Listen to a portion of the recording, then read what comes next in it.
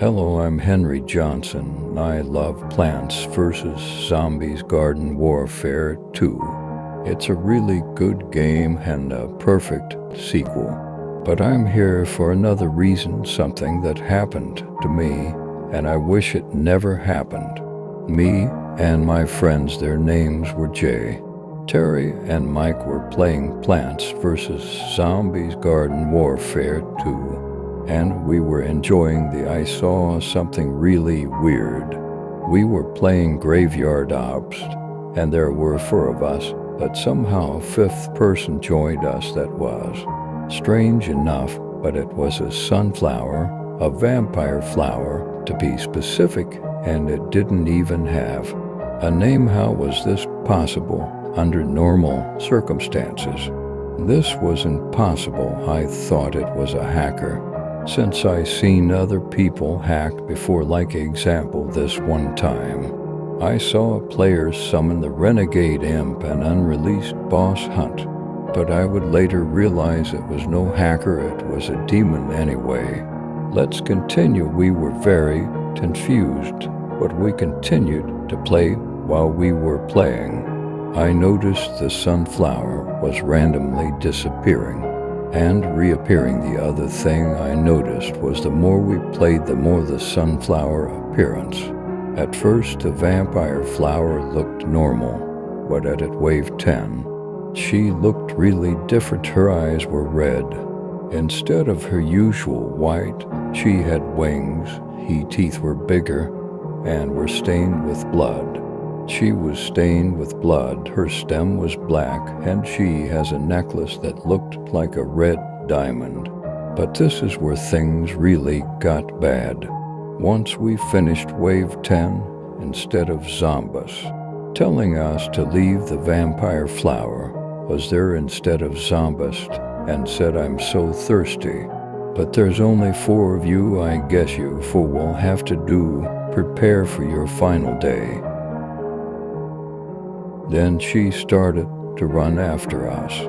Mike stayed. I wanted to see what would happen, and boy, would that be something he would regret. The vampire flower grabbed his zombie by the neck, and like a vampire, she bit the neck of the all-star, and the longer she did it, the paler and skinnier he got, and until he was super skinny and pale alone. She with his eyes turning red. We all got scared and started to run all around the Zen Peak. When I tried to speak with Mike, he didn't answer, like he could not. While we were running, Terry tried to shoot it, but it didn't do anything, and the vampire flower stabbed the dead beard in the chest and started to rip it up and drinking the blood. Me and Jay were the only ones left. We tried to speak to Mike and Terry, but neither of them answered us. We were really scared. We decided to split up because she can't catch us both. But I should have known better, since I watch a lot of horror movies, that this was a really bad idea.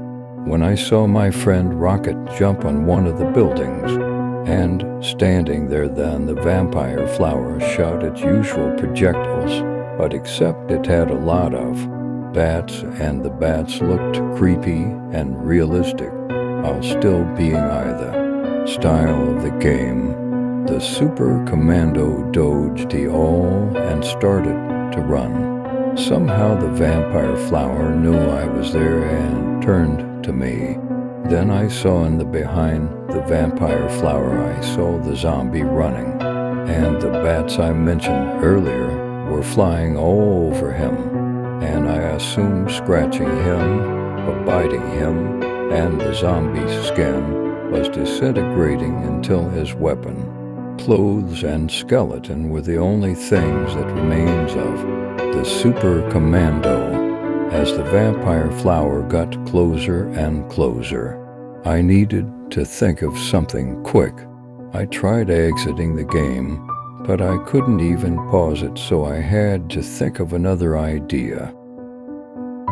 Then I decided to go towards the waterfall and jump off of the waterfall and probably die. Then before I hit the clouds, something grabbed my computer scientist from the head and then started to fly up, and when I was scared it was the vampire flower. Her leaf legs were grabbing the computer scientist's head. What should I? I tried calling my friend, but none of them answered me. The vampire flower threw computer scientist in the air and then grabbed him by the back of his coat, like how you grab a dog by its scruff. Then the vampire flower looked to the screen with a creepy smile and said, "This is your end. I already got your friends and now you're next." Henry Johnson. As soon as she said, I instantly turned off my Xbox. I was scared. How did it know my name? I was so scared. But this was only the least scary thing that happened. When I went to Mike's house, and I saw multiple people and cars.